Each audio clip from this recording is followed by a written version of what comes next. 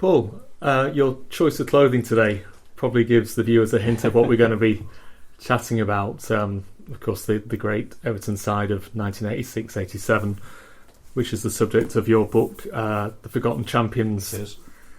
Everton 1986-87, their last title. And sadly that is the case.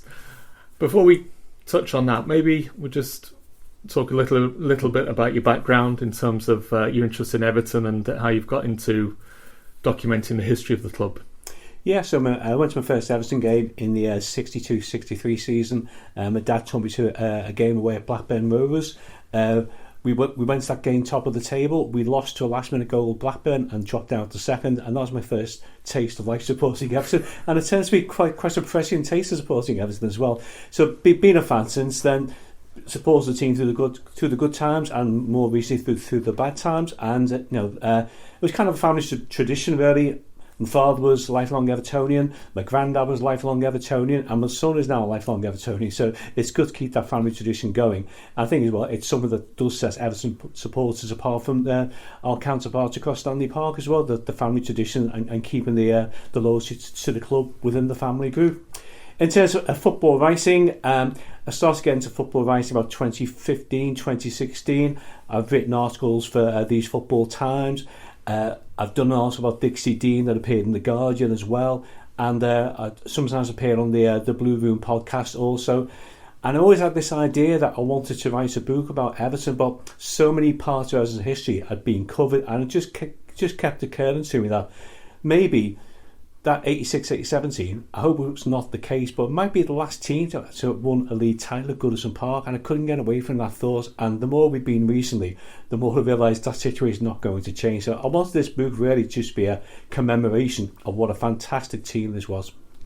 And as you say, a lot of other aspects of the club's successes have already been touched on by books, or in the case of Howard's Way, a film about the mid-80s team, 84-85, probably the club's greatest ever season.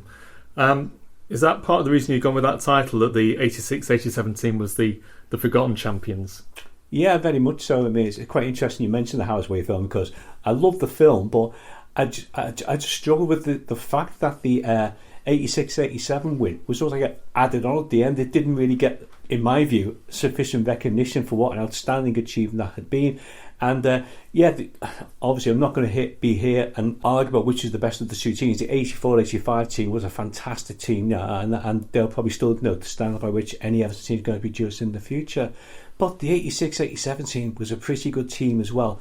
And I always thought there's this kind of assumption that the 84-85 team merged seamlessly into the 86-87 team, but quite clearly didn't. There were players in 86-87, such as Dave Watson, Wayne Clark, Paul Power, who had no part in the 84-85 team. And even now, if you speak to Evertonians and say, do you remember Wayne Clark? Well, people might struggle to remember who Wayne Clark was. People might struggle to remember who Paul Power was, whereas most people, because the 84-85 team is always been all the Everton publicities. There's reunions, always the go-to place for speeches about the club, for the event. It's always the 84-85 team, which is great. But the 86-87 team is the last team to have won the league title at Goodison Park, and they deserve to be remembered for that. And that was purely my motivation for this book, that this team, in my view, is a very underrated team. Their achievements maybe haven't been totally recognised even by Everton's own players or the Everton fan base, and that inspired me to write the book. Well, we're going to delve a little bit deeper into that subject as we have a chat today. Let's just rewind then. You've touched on that great season, 84-85, league championship, Cup Winners' Cup final, just falling at the last hurdle in the FA Cup as well. The next season, 85-86, with pretty much the same team except Gary Lineker really being drafted in. It was a case of so close yet so far, wasn't it? Just being pipped by Liverpool in both the league and in the cup as well. So that summer of 86, I was feeling despondent. I don't know if you were. I dare say Howard Kendall was as well. But it was quite possible that Howard Kendall wasn't going to be around for the 86-87 season. Can you give us some of the background to that? Well, that was the big worry. There were lots of rumours going around Merseyside at the time, and quite often rumours on Merseyside have a semblance of truth in them as well, particularly when some of the sources were the players themselves in kind of comments on a night out and things like that. And there was definitely rumours that Barcelona had approached Howard Kendall with a view to him becoming the new manager of Barcelona. Terry Venables was in charge at the time, and the club were looking to move Venables out and bring in another English manager, because at the time there were a few English managers in Spain, like Colin Addison, John Mortimer, people like that.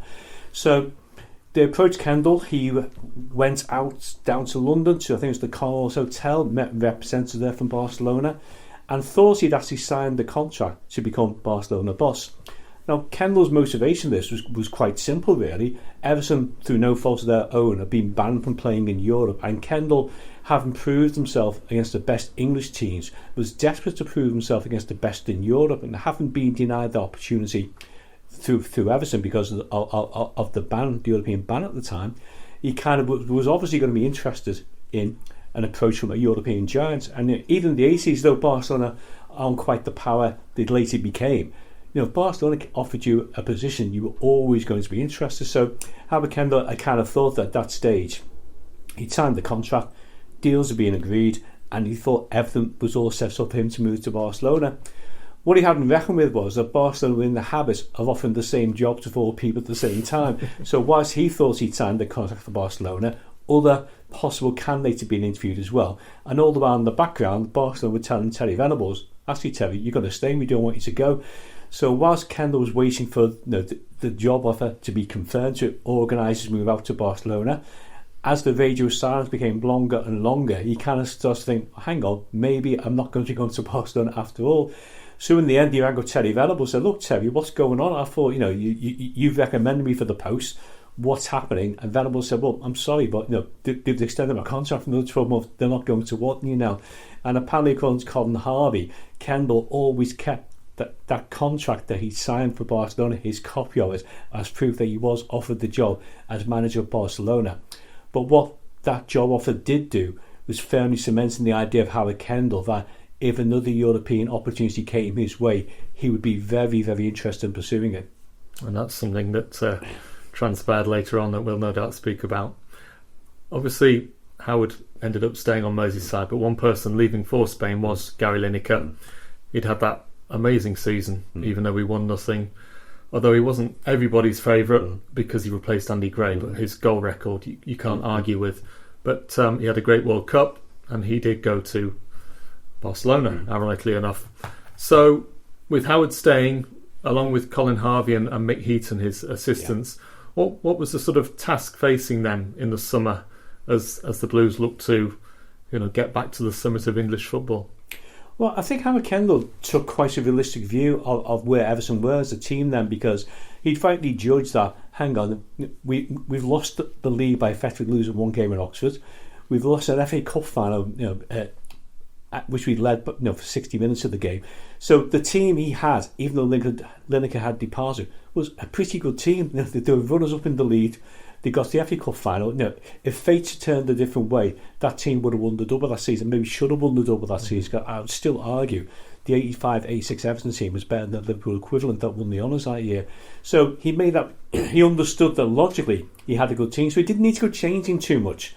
But one thing he had decided was, I think Kendall liked to freshen things up season after season. So at the end of 84-85, he came to the judgment that maybe, although he won the title, the one thing the team lacked was pace, so that's why he brought Gary Lineker in to use that pace. This meant a change of playing style for 85-86 in that the team play was directed to creating Lineker chances, which, although Lineker scored the goals, it also meant the likes of Kevin Sheedy, Trevor Steeden didn't quite score as many goals as they had in previous seasons. So when it came to that summer, Kendall kind of thought, well, why don't we go back to the 84-85 style of playing with more contributions, more goals from all the players within the team? And so then the first thing he then had to do was, if Lineker had gone and the fans were clamouring for a big name replacement, you've got all this money in the bank, the football, like on a Saturday evening, you should buy this player, you should buy that player. But Kendall was never swayed by pressure from the fans, and he'd identified the player who was going to solve the problem for him, and that turned out to be one who was already there, Adrian Heath. Because Adrian Heath, in the 84-85 season, that partnership between him and Graham Sharp, until Heath got the injury in that horrific tackle that Brian Marwell committed on in the Sheffield Wednesday game, they'd played some of the best football Everton fans have seen from that striking duo in a long, long time. So the Heath-Sharp partnership had worked in the past. There was no reason why it shouldn't work again in the future. Adrian Heath had an offer at the time to go to Chelsea, but when Howard came out of his house and spoke to him, he didn't take much persuading, but he really didn't want to leave Everton. So basically, although it wasn't a signing as such, convincing Adrian Heath that his future lay at Goodison Park was probably the best decision Howard Kendall made that summer. And still to this day, I don't really know which his best position would have been. I mean, I know Graham Sharp always rates him as the best striker he's played with. He did have good movement, very, very good movement.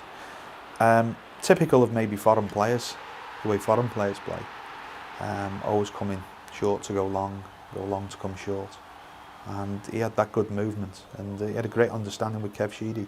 So like most of the strikers, they had a good understanding with Kev Sheedy, who was instrumental in a lot of the chances that were created and a lot of the goals that were scored.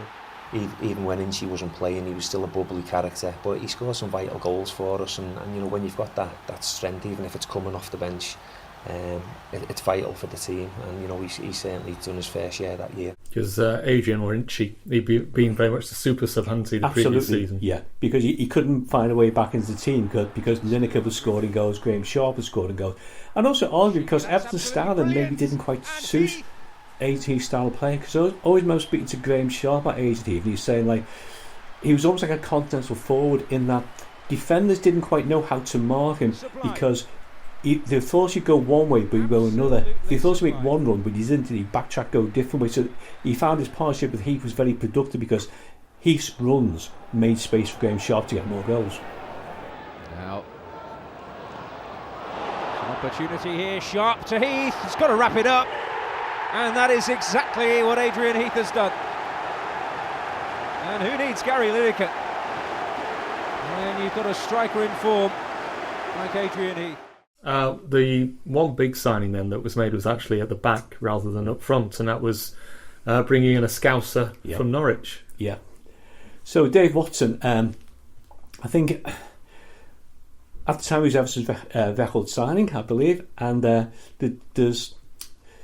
sign didn't go down too well with the fan base. There's kind of comparisons with the signing of Gary Lineker really, because Derek Mountfield had been a huge fans' favourite at centre-back. His goals in the 84-85 season have really played such a colossal role in the team lifting the title that year. So you come to a situation where Mountfield starts to struggle a bit with injuries in 85-86. Kendall starts to think he can't rely on Mountfield to get through a whole season without getting more injuries. And Kendall was quite ruthless. Once he thought you were of no further use to the team, he'd either bring in a replacement or get rid of you. And Kendall kind of decided that although the 84-85 team had won the title, defensively they less than 43 goals that season, and he kind of come to the view that the team needed to tighten up in defence if they were to stand the chance of winning the title again in 86-87. So he liked looking for leaders, Kendall, as well. One thing about Dave Watson was he'd been captain of Norwich. He'd had that experience. He'd played it in, I think, the League Cup that Norwich won in 84-85. So in Kendall's mind, he was the man to bring solidity to that back four. But it was a very, very unpopular decision with the fan base, and complicated by the fact, obviously, that Dave Watson had been an ex-Liverpool player. Now, Kendall took the view, well, Sheedy was ex-Liverpool and Harper was ex-Liverpool, and they've done okay, haven't they? So you've got to trust my judgments on this. But certainly for the first few home games, when the team was out before the game, Watson's name would just be booed regularly. And you have to admire the guy's powers of fortitude and self-belief that he just did not let that get to him. But it must be a strange experience, mustn't it? You go to sign for the team, you're the record signing, and you're getting booed. Yeah, welcome to Goodison. Welcome to Goodison Park. I mean, I was taking over from Derek Mountfield, and Derek was obviously a big hero up here, and he'd done magnificent for the club, scored great goals, and all of a sudden I've been thrown in there, an ex-Liverpool player. So, I mean, the crowd were on me back straight away. But I wasn't playing well. I don't know what it was, whether it was the £900,000 price tag. I really don't know what it was, but I did have a nightmare when I first came to Everton, yeah. The letters page of the Football Echo from that time, it's just a treasure trove of people criticising the purchase of Watson over Derek Mountfield. In the days before Twitter, that was the means of people expressing their ire, wasn't it? Oh, absolutely. I mean, if you ever get the chance, look at the letters page of the football ping. Yeah, and as with social media, certain lesser writers are more prominent than others week in, week out, but you do get a kind of warped view of how badly Everton were doing in the transfer market. I have been doing football generally, despite the fact that we're winning silverware then. Absolutely. And Watson did struggle to settle into the team. Yes, he wasn't welcomed for a start by some fans, but also I think just the style of play, the way our back line played, it took him quite a few months to really settle himself in and also win the fans over. But it did. I mean, look at the career he had. So Howard obviously knew best at the end of the day. Well, I think throughout most 80s, Howard knew best. But I mean, with Dave Watson, the big thing he always said made the difference for him was he got injured kind of towards November at a time when he was struggling. He couldn't adapt to Everton's defensive system. He'd come from a system at Norwich whereby it was man marking, so he was falling forwards round where Ratcliffe was saying, no, you know, I'll pass the play on to you, you pass the play on to me, and he did struggle to adapt to that. He also wasn't blessed with tremendous pace either, so being caught out of position and not having the pace to remedy the situation, which kept Ratcliffe always had the pace to do that, was a problem for him. So when he was out the side injured, I think Howard Kendall told him to sit in the stands and watch how we defend. And so he kind of learnt more from watching how we defended than he did from actually playing for the team. So that when he's recalled to the team, he knew exactly what his role was. And the improvements in Watson's defensive play and the solidity he brought to the Everton team when he returned to the side was really noticeable. When he got injured and then he come back, it was as if we'd signed a different player. He was tremendous, and you know, I think his record shows after that, and it just shows you the toughness of the character as well, because the crowd really turned a little bit against him. With having a crowd favourite in Derek Mountfield, the first 6 games, like I say, weren't the best for him. The crowd were against him a little bit because he was going to take over from Derek.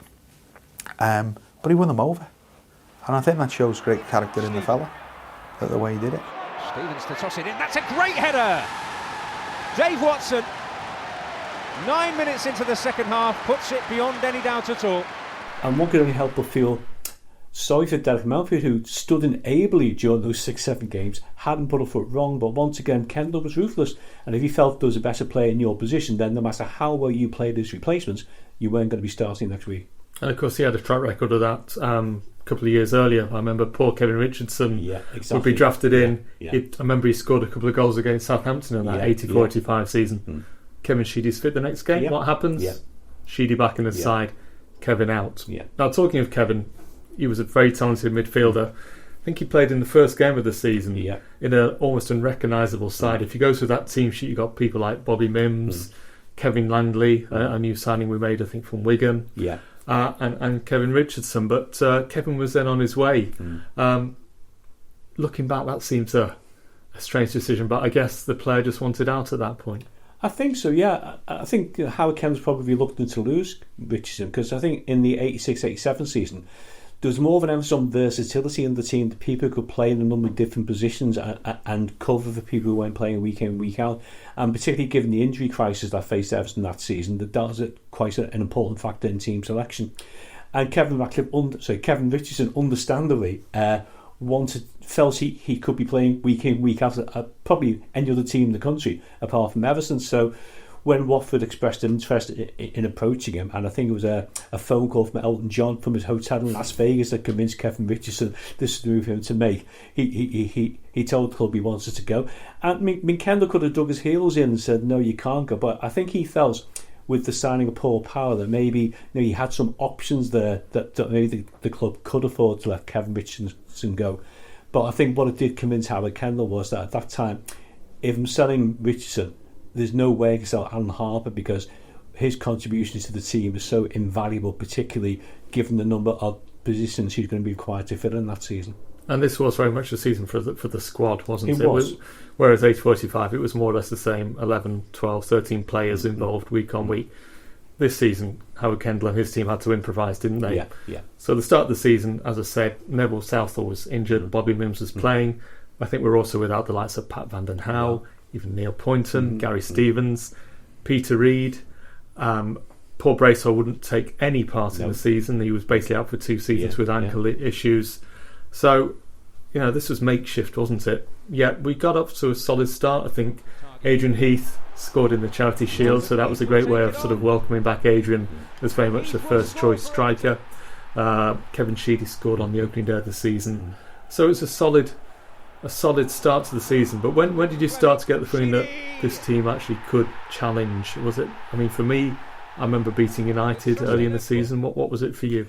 Probably the same for me, Rob. I think initially I was very encouraged by the Charity Shield performance, because I thought, hang on, if we're drawn against Liverpool here with such a weakened team, maybe the 11 we put out has more potential than what I realised at the time. I think you mentioned the Man United game. I mean that was certainly. That sends a clear message that we were in contention here. The style of football, the goals. I think the second goal in particular, it's a run from Kevin Sheedy, cross to Graham Sharp, brilliant header from Sharp. It's Everton's second goal. And the moment I spoke to Kevin, he was saying he never understood why people praised his cross, because he said, I crossed it to Sharpie, but he's like 20 yards out to goal when he headed it in. So why am I getting the credit for this? It was all Graham Sharp's goal. And strangely enough, I spoke to Graham Sharp, and I was talking about this goal. He said, funny enough, that's the one goal I can't remember. You're describing it to me. I remember most of the goals, but for some reason I don't quite remember that. He scored a right-footed goal from a corner, so managed to get on to the end of a flick on. But no, we were playing full of confidence that day, and we sort of steamrolled them 3-1, and it was boosted our confidence as well to get a comfortable victory over Man United. So it was a good victory along the way. So yeah, that was a real step forward. Because at the time, Man United under Ron Atkinson, they beat us in the cup final in 84-85. They were a strong team, so it was good indication that this team was on the right track as well. And it's quite strange when you look back at that game, because it was live on TV, and of course those days live TV, it's not like now. It was a 5-minute intro. You went straight from the EastEnders omnibus into the game with 2 minutes from Jimmy Hill before the match started. But the attendance for the game was 25,000. Everton Man United, okay, it was on a Sunday, maybe that was a factor, but it kind of gave you an indication that football was not the hot property adored by the media that it is now. So, but yeah, I mean the result was really encouraging. Everton started far better than we'd expected, but inevitably, given the injuries in the team was going to stumble at some stage, and after the Man United game, there were a few kind of hiccups on the way. But then we sort of moved towards the end of the year. We've started to get a few players back. Pat Van den Hauwe comes back, I think, probably towards Christmas. And that enabled Paul Power to move further forward to left midfield. And Kevin Sheedy sort of came into a central midfield position. And for me, that was probably the best period of play that Kevin Sheedy had in his career at Everton. I thought he was unbelievable with his assists and his goals. But also, it was one of the most sustained run of forms that I've seen an Everton team produce in my whole lifetime. Watching Everton, that sort of maybe 7 games on the bounce over the festive period. Alan Harper moving again, he was moved from full back, I think, into midfield. I mean, a word for Paul Power and a word for Alan Harper as to what they brought to the team that season.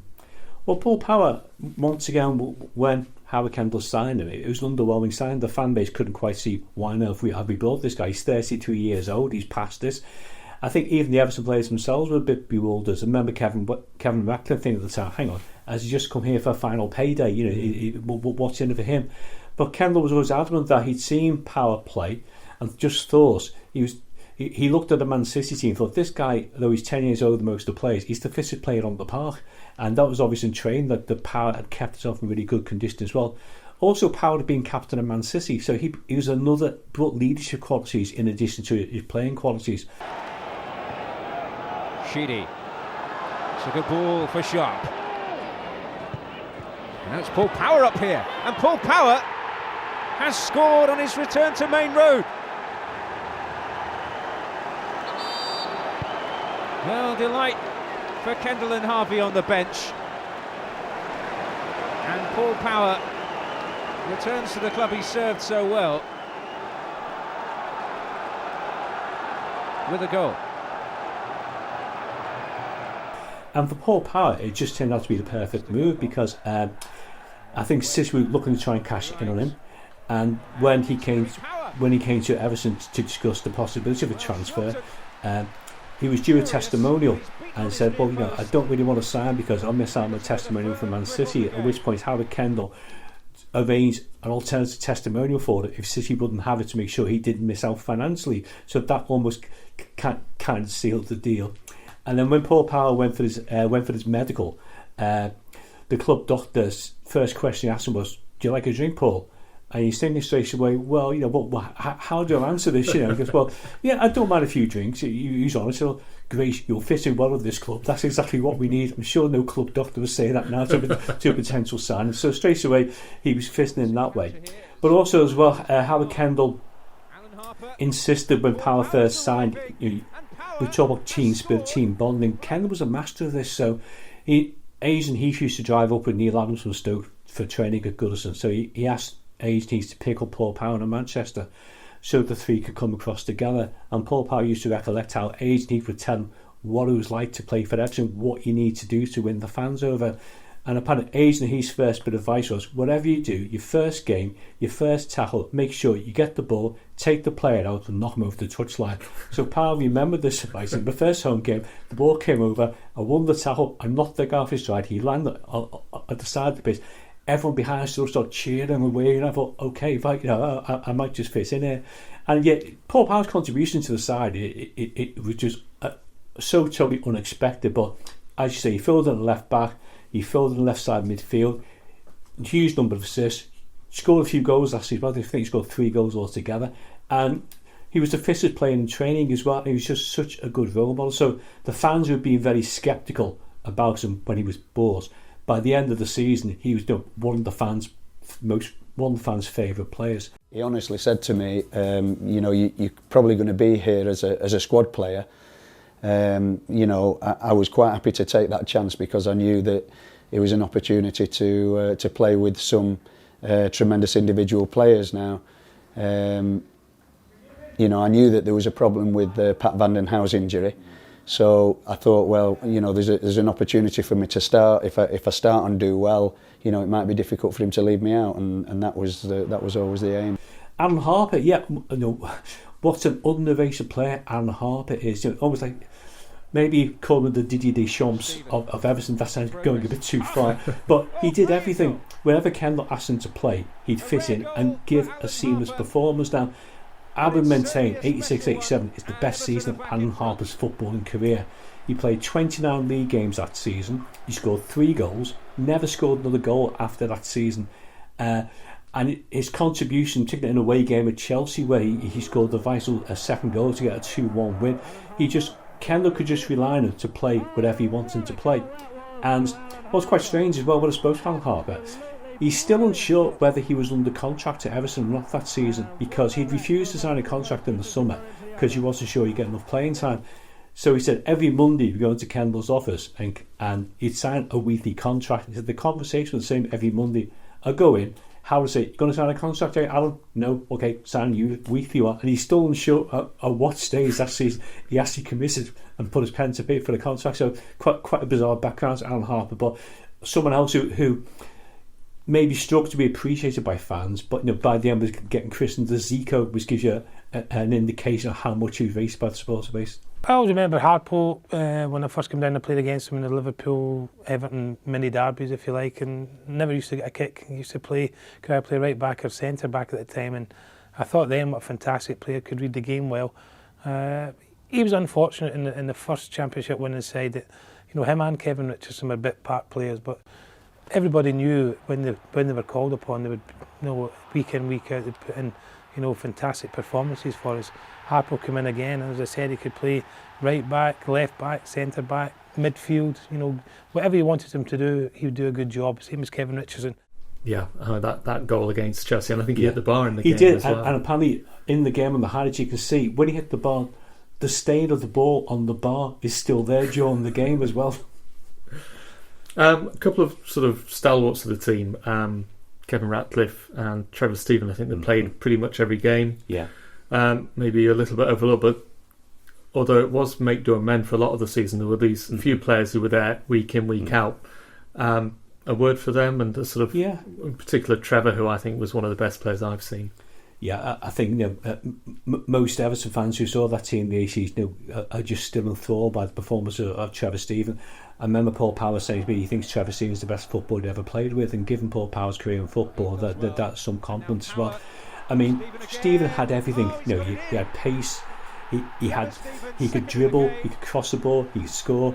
And this season in particular, he came into his own as an Everton penalty taker. I think he only missed one penalty out of about 12 that season, so someone could be relied upon to score spot kicks in the most high pressure situations as well. And for Steven and Sheedy this season, they both came back into their own as goal scoring midfielders, which maybe hadn't quite had the same involvement in the 85-86 season. Yeah, so Trevor Steven, superb player, vital contribution to the side that year. What Kevin Ratcliffe brought was the experience of being a captain of a team who'd won the league and won the European Cup, Winners' Cup, and the FA Cup the season before that. So he brought that stability. He played all 42 games, and as the season progressed, Kevin had the experience that he knew he could trust the team to find a way to win. He knew the team could once they got on a winning run, they're going to be really hard to knock off their stride. So fantastic season, Kevin Ratcliffe again. And when you look at the defensive stats for that season, Everton only conceded 31 goals. It was the best defence in the first division. They conceded 12 less goals than the 84-85 team. So it just gives you an indication of that. It was Kevin Ratcliffe, I would say, the peak of his defensive powers, and his partnership with Watson just got stronger and stronger as the season went on. I'm sure Ratters helped him, and the partnership was good because Watson was a right-sided centre-back and Kevin was a left-sided centre-back, and they formed a terrific partnership. People might say that Kevin wasn't as dominant in the air as he might have been as a centre-back, but Dave Watson certainly was. But Kevin Ratcliffe was like lightning, and anything that went over either of them. I always used to look at Ratters and think, he's that quick.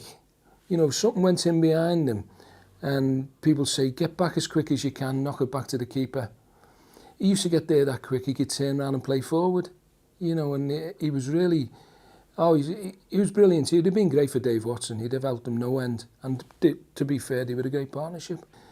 He really was a well-respected captain, Kevin Ratcliffe, an excellent player. I mean, he was a fantastic player, but the rest of them looked up to him, We certainly knew who the captain was. And you mentioned some of the Bip-Hard players there. Just a quick word for Kevin Langley, who kind of came in during the summer, quite unheralded from Wigan Athletic, was expected to be understood as a piece of Eden and learn his craft in the Central League, was thrown into the Charity Shield, was thrown in for the first 12 games of the season, made a superb start, scored 2 goals in his first 12 games, and looked as though he had a real blossoming career at Everton.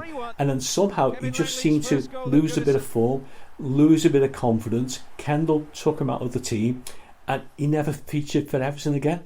And he was then sent out on loan to Man City, and bizarrely enough played for Man City against Everton later in the season at a time when you were prohibitive for using loan players against the team you'd come from originally.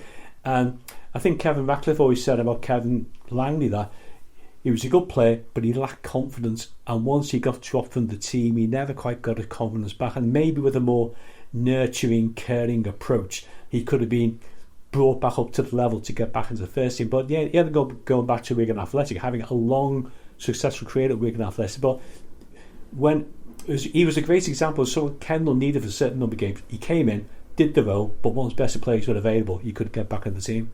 He came in and we saw the quality he had in training, and when he got his opportunity, then he took his chance and did really well for us that season. He had ability, and playing with better players obviously brought the best out of him, and certainly took that into the games and was a big part of our success. Yeah, no, he made a real impact. Remember setting up Adrian Heath against Man United for their header, and that he scored against Sheffield Wednesday. That's right, yeah. Those fringe players, Neil Adams, another one. They all made a contribution. As we go into the new year, injuries again are playing havoc. Even though Peter Reid's coming back, Kevin Sheedy picks up an injury. Graham Sharp's hampered as well. So at this point, I think Howard Kendall thinks reinforcements are required, and I think the first one to come through the door is quite a big money buy. He goes to Yorkshire and brings in Snowden in as a new central midfield option, though there was competition for his services. Yeah, there was, because at the time it was well known that Kenny Dalglish had tried to recruit Ian Snowden for his Liverpool team, but I think Howard Kendall had convinced Snowden that the role he'd be playing at Everton would be his preferred role rather than the role Dalglish wanted to play at Liverpool. And Snowden always maintained at the time that he thought Everton was the best option for the two teams, and certainly for that season it proved to be the right decision. And it's quite strange with Ian Snowden because although he's a big money signing and lots of expectation on him, he was also another captain in the team. He'd been captain of Leeds United, so you look at that 86-87 team. Got Watson, who was captain at Norwich, Paul Power was captain of Man City, Ian Snowden was captain of Leeds United. So all bring leadership qualities into the team, which will only add to the general mix Kendall was looking for. Yeah, well, Snods at the time, he'd been at Leeds and he'd got a decent reputation at Leeds, and I think Kenny Dalglish wanted to sign him at Liverpool, and that was a big bonus for us, the fact that somebody or Snods chose Everton over Liverpool. He probably looked at it and thought, yeah, I like to set up at Everton, I like the look of the lads, and he was a great lad, he was a great sign, and he came in.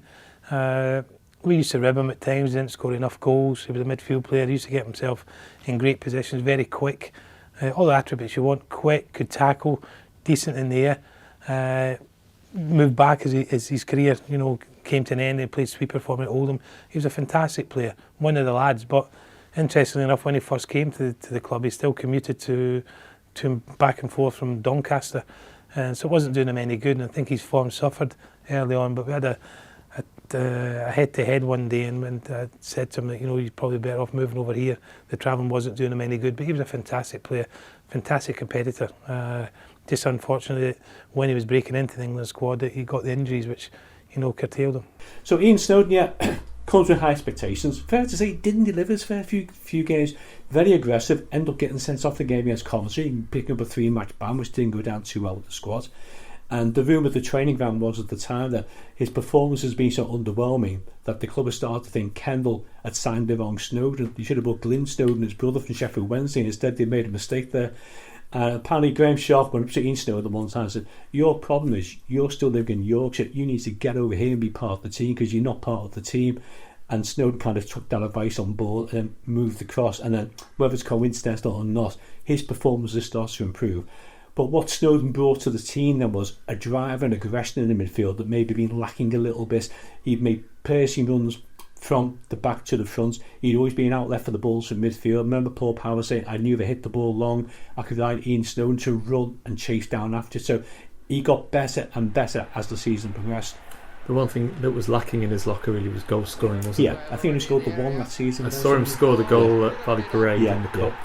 Talking of the Cup, obviously Everton had a great history in the mid-80s in the FA Cup competition, getting to those finals.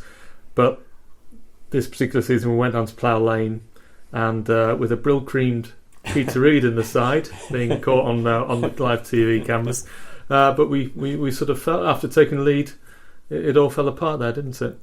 Yeah, I mean, I think Howard Kendall always used the Wimbledon game as the one of the most disappointing matches he was in charge of. He thought Everton had been out-muscled, been intimidated, and it kind of let the lead slip in a way they would never have done before.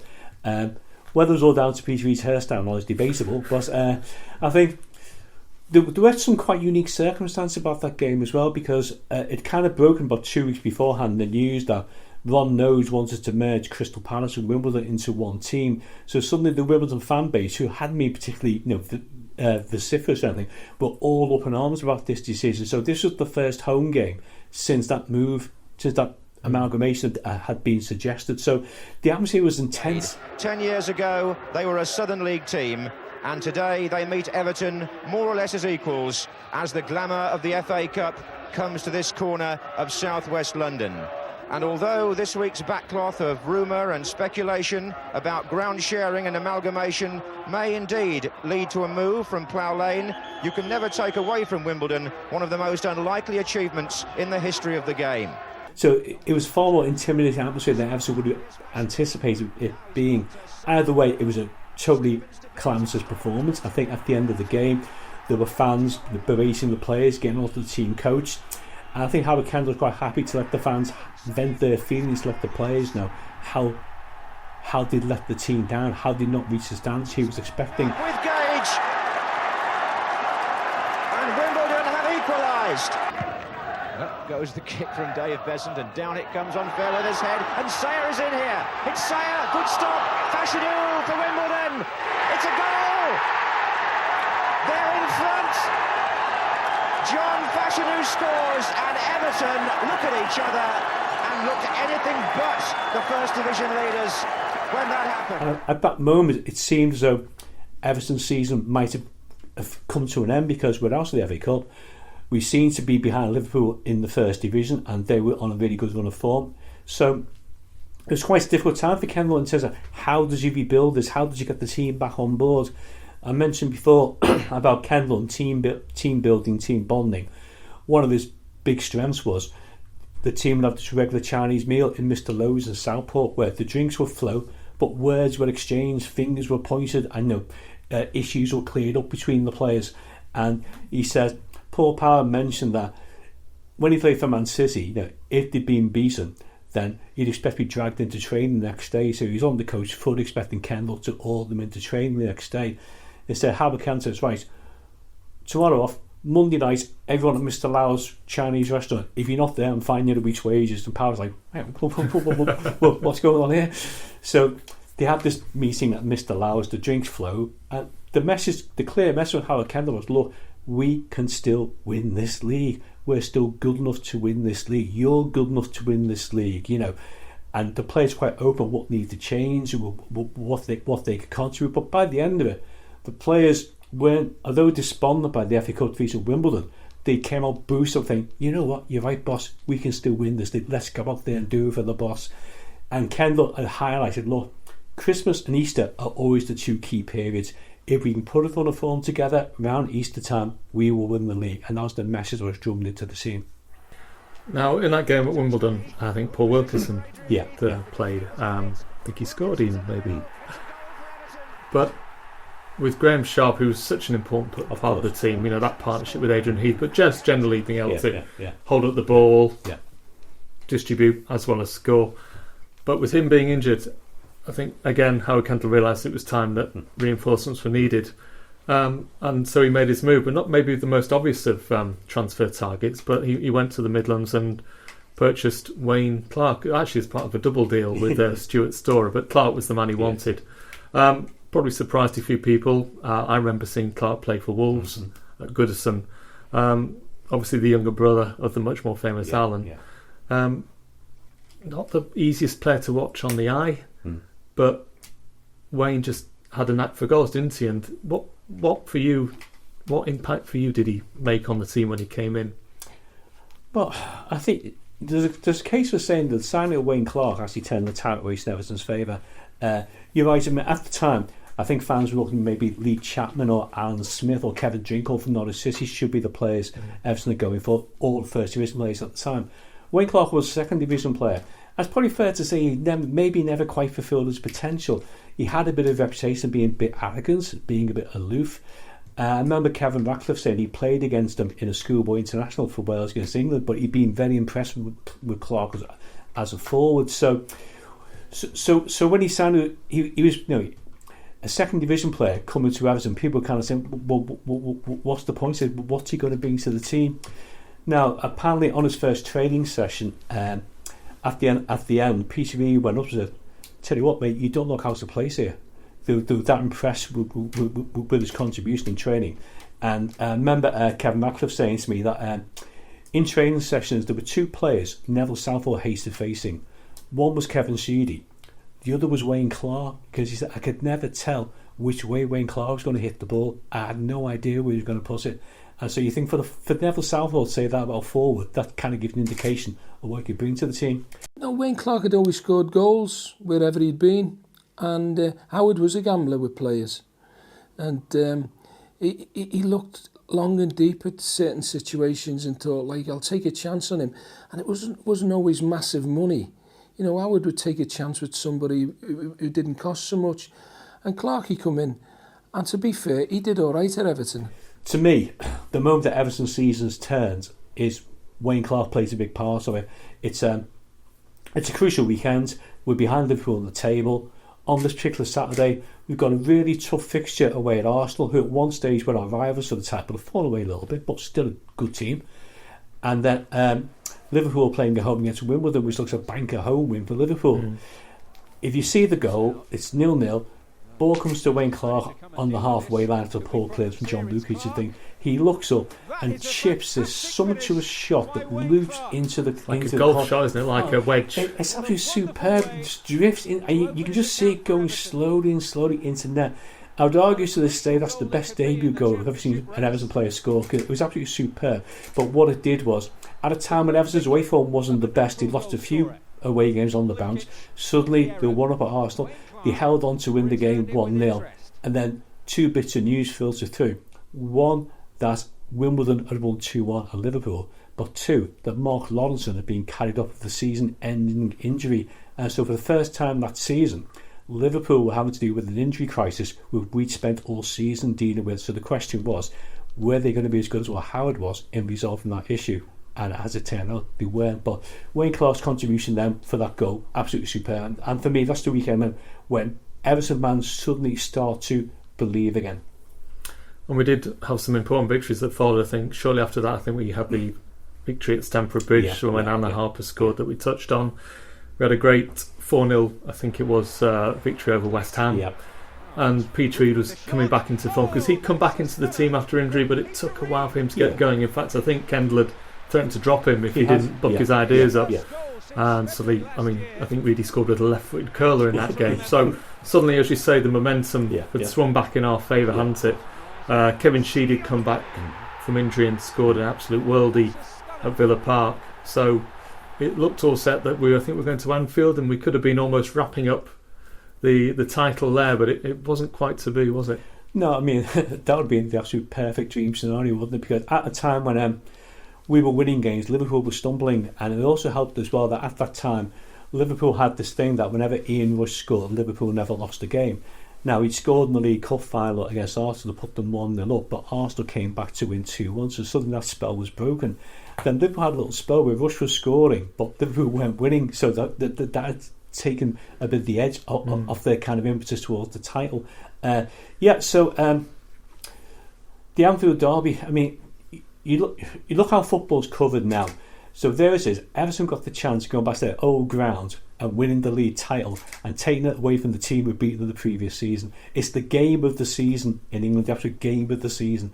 Both clubs requested to the Football League that it be shifted to 7:30 on Saturday so the game can be covered on live TV. The Football League refused because it goes against some contractual obligation or something like that. BBC and ITV were desperate to cover the game, but they weren't allowed to do so.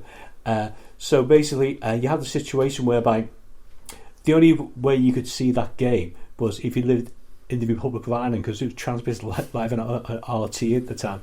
So it would have been fantastic to have won at Anfield. And although we lost 3-1, it's quite strange. Normally you come out with a derby match quite despondent if you've been beaten. I think most Everton fans came out of the game thinking, okay, we lost, but it doesn't matter, we're going to win the league anyway.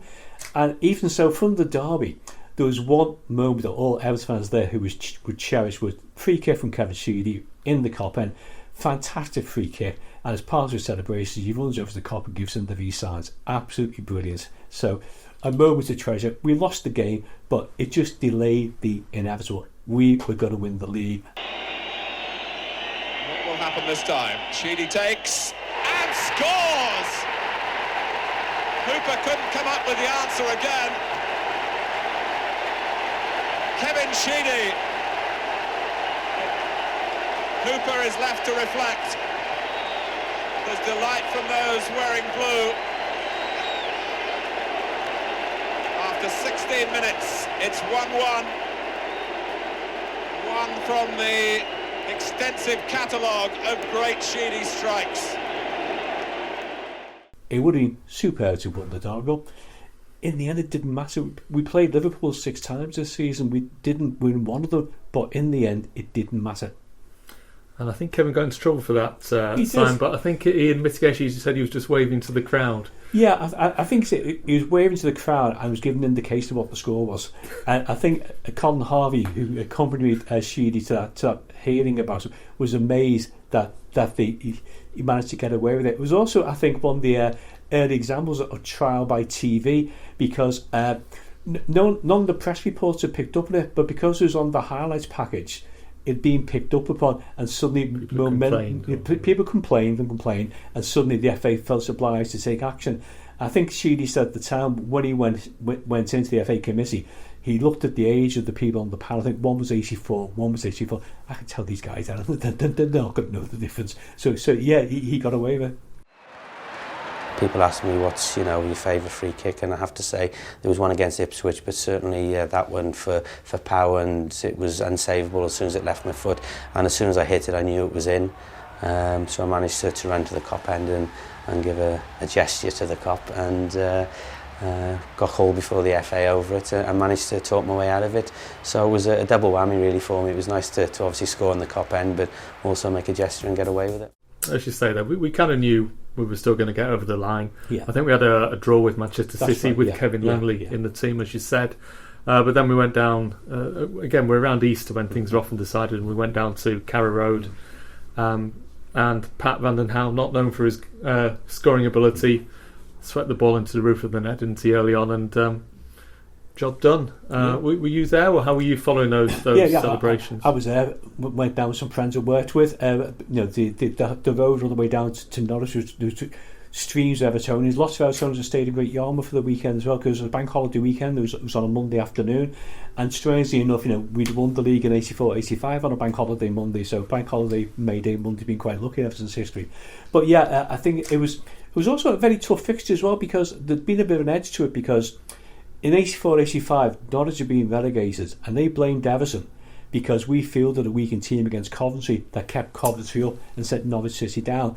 I think also Norwich had the chance of their highest ever First Division placing, so the real edge to the game. But yeah, I'm not likely to go scoring for Van den Hauw. He always quipped afterwards, he showed how much the team had missed him when he hadn't been there, because he scored vital goals like that.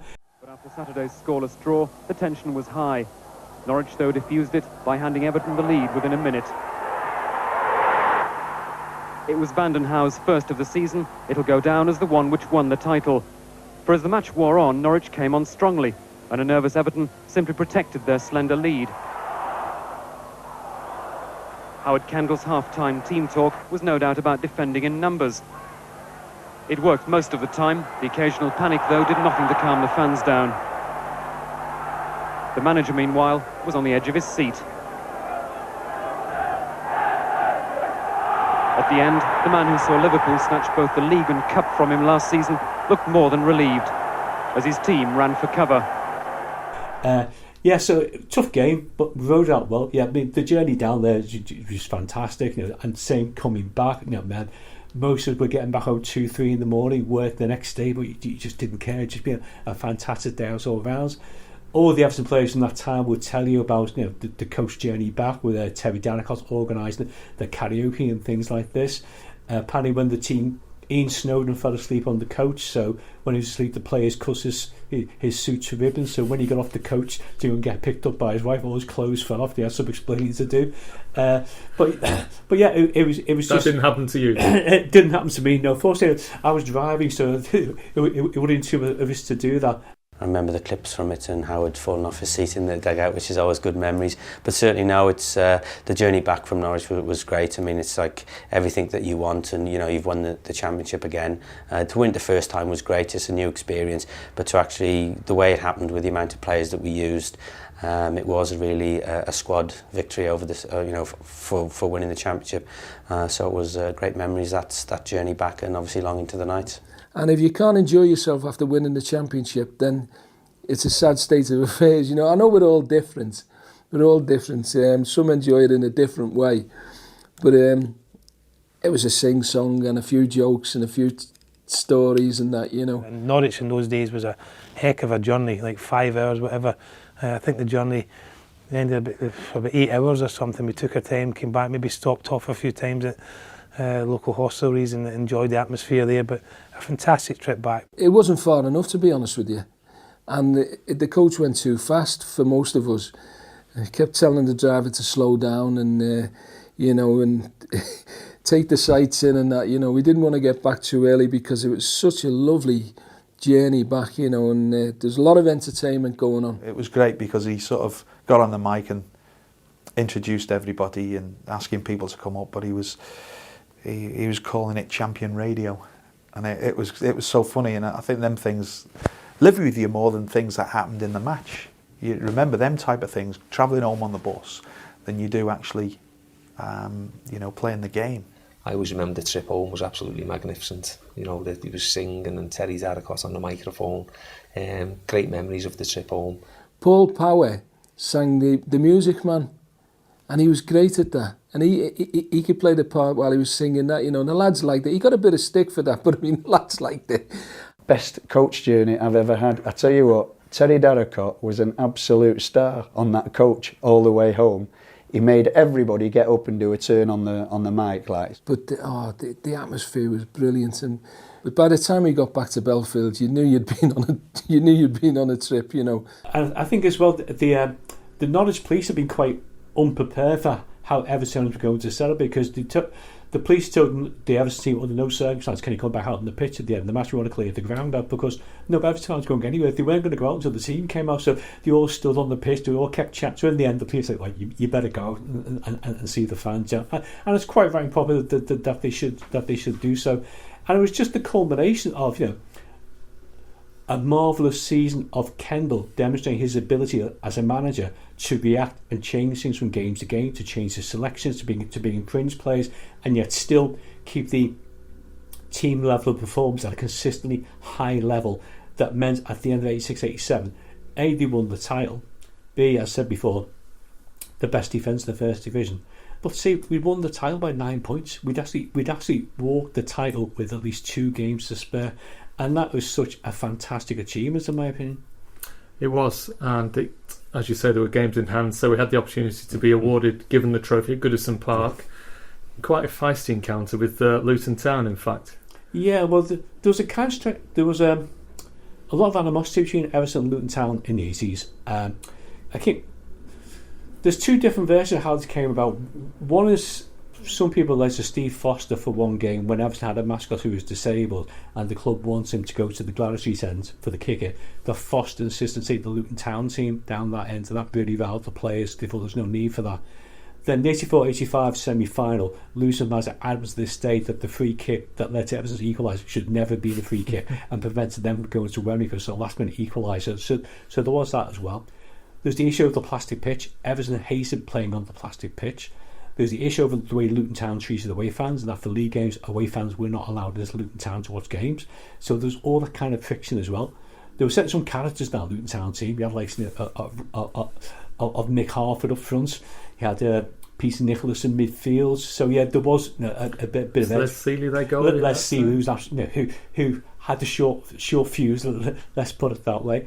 And yeah, it was a far more difficult game than Everton had anticipated. I think Luton really wanted to rain Everton's parade that day. There were things into half time with Ashley Grimes swung it back at Graham Shot. Graham Shot laid him out with a punch. There were a few savage tackles going in on Peter Reid and people. I think Les Seeley kicked the ball to the referee at one stage to give them a penalty against them. So how Luton didn't end up with more players being sent off, I don't know. I think Pete Nicholas got sent off for a savage tackle on Peter Reid as well. And throughout all that, we kept our calm. Trevor Stevens scored 2 penalties. We got a fair goal to win the game 3-0. And allegedly at the end of the game, Peter Reid grabbed hold of the lead title, shoved the big half of his face. Said, "Have a look at this, mate. You're never going to get hands on this, are you?" And as Reid walked away, he started thinking, "So hang on, Harford might be in the 86 World Cup squad with me. Maybe I shouldn't have said that. You know, he might have a chance to get his own back about that." So, but yeah, it was a really edgy game. But I think it added to the fans' joy, the fact we'd actually shown Luton Town that we're a far better team than what they were, and they'd been our rivals throughout the 80s for various reasons. It was just good to show them we're the champions, you know, get over it. Very tasty, and funny enough, I was speaking to Steve Foster, who came up against many times at Luton. We were in La Manga in the summer, and we were just talking about in that last game, and we said, what was the script? Because I remember going into to the late Les Seeley, you know, for a challenge, and I caught him in the head and he was unconscious for a bit, and that sort of just kicked it off a little bit. But speaking to Steve Foster afterwards, and they had something against Everton. I don't know whether doing with semi-finals, we always used to beat them or whatever, but they had Mick Harford in there, they had Mal Donaghy, so a few scrappers. So even when we were getting presented with the trophy that day, Mick Harford was waiting at the side of the pitch. He wanted to start it all off again, kick it off in the tunnel. Big Steve Foster was telling us this. It was incredible. They just did not like us. We didn't like them. But we just had this little bit of rivalry between us. But even then, in the last game, they had nothing to play for. We thought we'll just go out here. It's going to be a jolly. They'll come and respect us. But that wasn't the case. I think the Sealy incident maybe sparked it off a little bit. We had a bit of a goal going down the tunnel at half time. So it certainly was lively, considering it was an end of season, getting the trophy presented. And as I said, they had a dislike to us, but we had one for them as well. And it was the opportunity to parade the proper championship trophy, the Football League trophy, because 2 years earlier it had been the Cannon trophy thing. So this was the proper trophy, as well as the Little Today League Shield. Great lap of honour, some wonderful photos of Peter Reid sort of holding it aloft there. I think as well, Rob, I mean, at the time when football hooliganism was a really big thing, the way it was getting covered in the press, etc. No, credit to the Everton players, not one Everton fan ran on the pitch. Everyone stayed on the terrace and let the team do the lap of honour. I think the fan base never quite got the recognition they deserve for that as well. Yeah, and the season wrapped up, I think, with an away win at Spurs. I think Derek Murphy. Who's that? At home. Sorry, at home, yes, beg your pardon, against Spurs. And as you say, finished 9 points clear, so job done. Absolutely. Fantastic season. Sadly, things were to change at the club. We talked about how Howard had been tempted with the move to Spain the previous summer, and it came about, although it was quite an unexpected destination probably to most English football fans, that he went to the Basque Country. Yeah, I mean, I think most Evertonians would have expected maybe that Real Madrid or Barcelona to come back in again to Howard Kendall. So Athletic Bilbao did not seem an obvious destination for Kendall to go to. I think at the time, though, from Kendall's perspective, being a football manager in the 80s, you were doing everything. You basically did the coaching, did the media, liaise with the board. You did all that. I think Howard Kendall always wants to get back to being just a coach. I think what he liked about the Bilbao proposal was you would just be the coach. You're there to coach the team. That's your main function. So that part of quite appealed to him. Apparently, Bilbao had approached Liverpool initially to see whether Dalglish would be interested in taking the position, but they were rebuffed with that.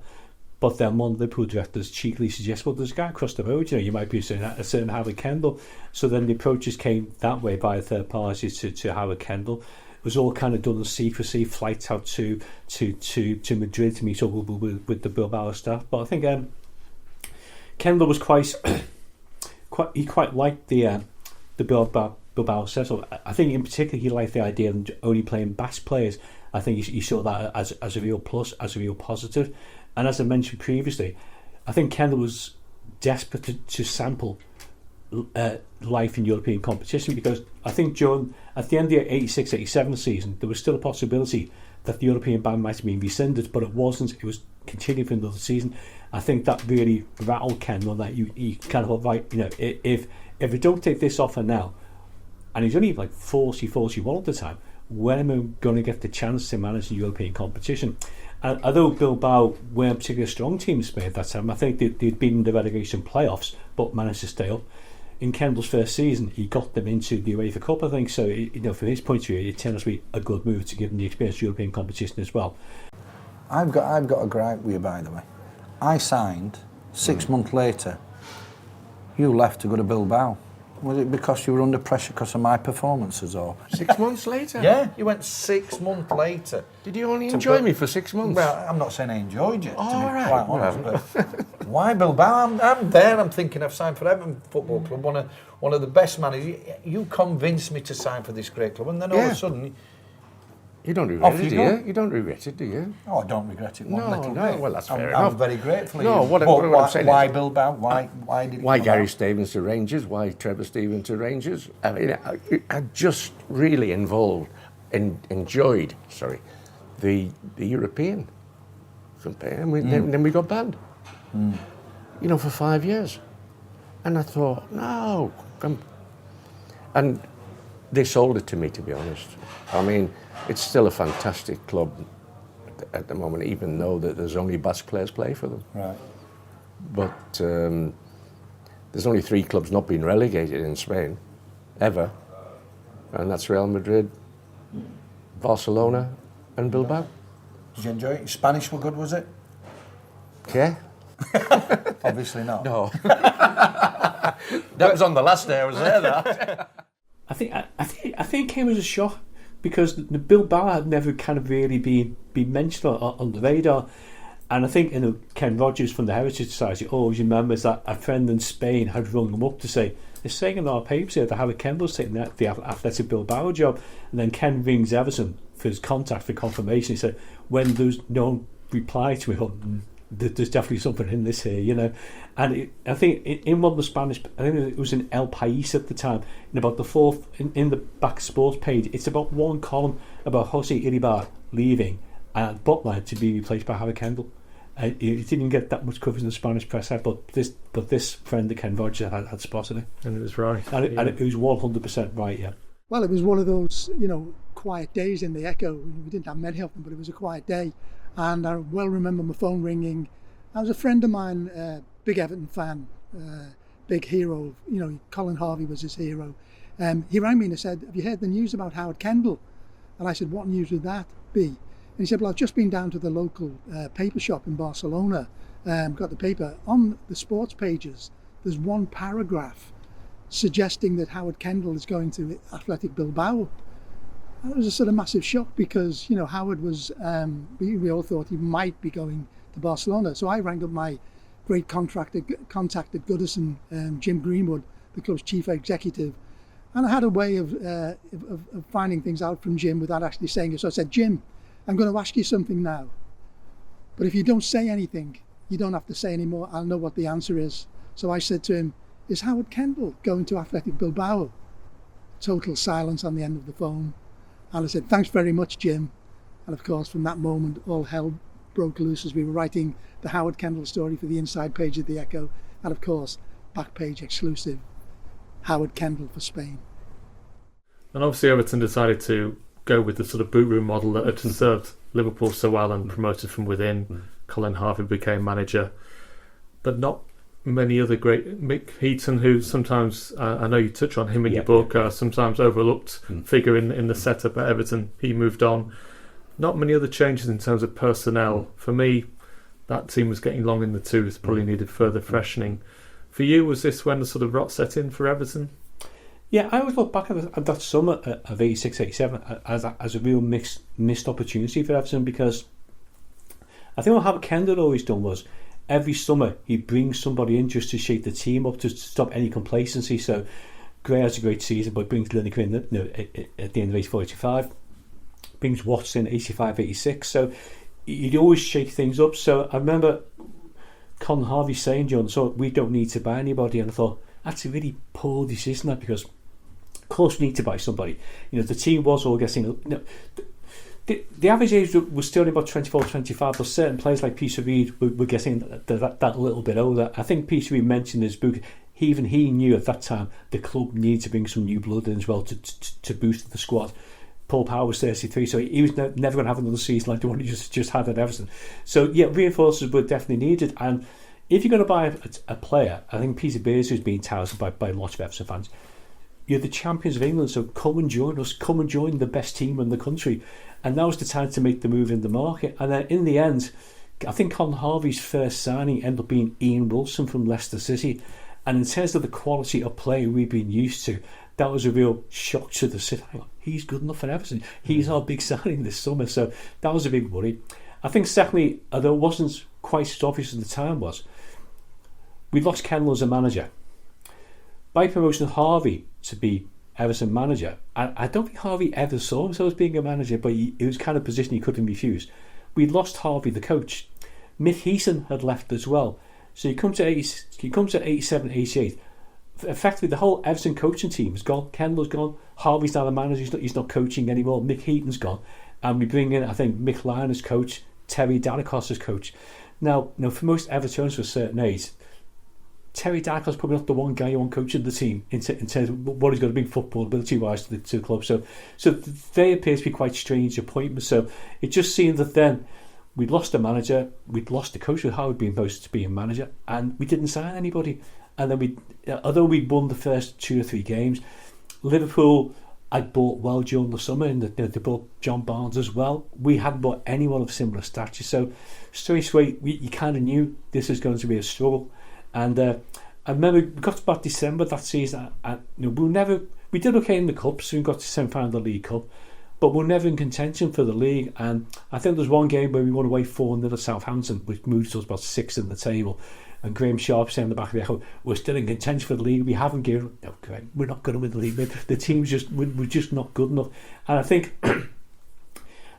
Colin Harvey had tried to learn from not getting involved in the transfer market the following season, because 87, the following season, 88-89, he brings in Tony Cossey, he brings in Pat Neville, he brings in Neil McDonald, he makes some big signings, but it was a season too late. Those players should have been bought in my view, for the 87-88 season. And to me, still to this day, that is the season, 87-88, particularly the summer of 87, when Everton started to go backwards, and we've never quite gone forward since then. I agree. I think we're playing catch up. The missed opportunity in 87, and he was frantically trying to catch up with Liverpool and then Arsenal after that.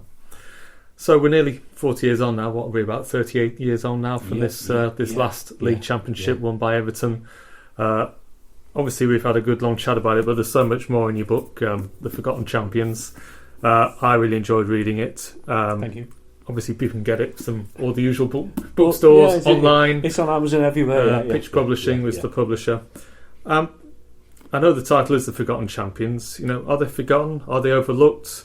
How do you view them now, and how should people view this team? Okay, I think it's both, Rob. I think they're forgotten and overlooked. It's quite interesting because even the Everton players themselves, I don't think quite fully appreciate what an achievement this title was. If you read Kevin Sheedy's book, he hardly mentions the 86-87 season. Graham Sharp hardly mentions it because he didn't really play that big a role. Peter V does justice for saying that this was a great achievement given the players that we had. But even within the club itself, it doesn't quite seem to have the status that, in my view, it deserves. I remember I went to Pritchard's and Crosby because a guy had ordered a copy of my book, wanted me to sign it. I went in to sign the book, and he goes, "Yeah, I don't remember much about that season, except for Van Gaal." Goes, "That's not written in the book, mate. If you're an Everton fan, you don't remember it. Well, how's the general Republic going to remember it?" I think generally at the time as well, there was this perception that Liverpool had lost the league rather than we had won the league, which I really struggled to get my head around that concept, because we won the league by 9 points. We had the best defence in the first division. We were worthy champions, and it's always seemed to me that if you asked a random selection of people, particularly younger Everton fans, what was last Everton team to win the league, I bet a few of them say the 84-85 team. I bet they wouldn't even think of the 86-87 team.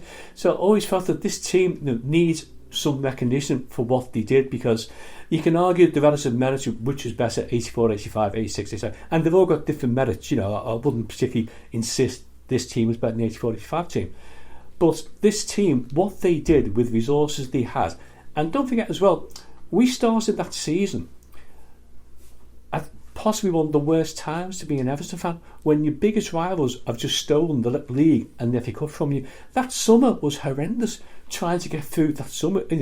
I was a teacher at the time, going into classrooms with 50% of the class were Reds. You just knew it just never stopped and continued all year. So it was so vice. The team and the fan base was so low down that to come back from that and come back and respond by winning the league title the second time was superb. And also what's good about this team is, we talk about Everton sides have been one-off winners of the Football League, never quite continued. This was like almost setting the marks. Howard Kendall, it was the Kendall dynasty. He'd almost created two separate teams with distinct styles of playing, but by both varying methodologies, he'd lifted 2 league titles, and he was 41 when he left Everton. 41. I would argue, he's obviously, he's one of the greatest English managers of all time, and just like that team 86-87, I think doesn't get the credit it deserves. In my view, Howard Kendall gets nothing like the credit he deserves for that season. Even at the end of the year, people were touting David Pleat to be voted as manager of the year instead of Howard Kendall. The Spurs. Yeah, David Pleat, manager of Spurs, because Spurs had finished third and had a few decent cup runs. Kendall won it quite rightly so. But and the player of the year was Clive Allen. You think, but no Everton player was in contention for Player of the Year. Yeah, I think only 2 Everton players got on the team of the season. It's just on every level, the team never got the recognition the 84-85 team did, and there's all sorts of reasons for that. But this was a fantastic football team. I think even Gavin Butland said that, you know, over Christmas 86-87, they played some of the best football an Everton team has ever played. I think 6 games, he's got 18 goals, conceded 1. Fantastic run of form, fantastic football. Paul Power always said the best game of football he ever played in was Everton winning 4-0 at Newcastle over that Christmas period. So this was a fantastic team. Okay, they could grind out results if they had to grind out results, but they could turn on some superb football when the occasion allowed them to do so. Well, Paul, I think your book and this chat has hopefully reminded people of just what a great side we were and taking us back to when we were kings. So thank you, and look forward to seeing you again soon. Thanks, Rob, and thanks for giving me the chance to talk about this team, because I know me and you have similar thoughts about this team as well, so it's an absolute honour to be allowed the privilege to talk to the Everton fan base about this, so thank you very much.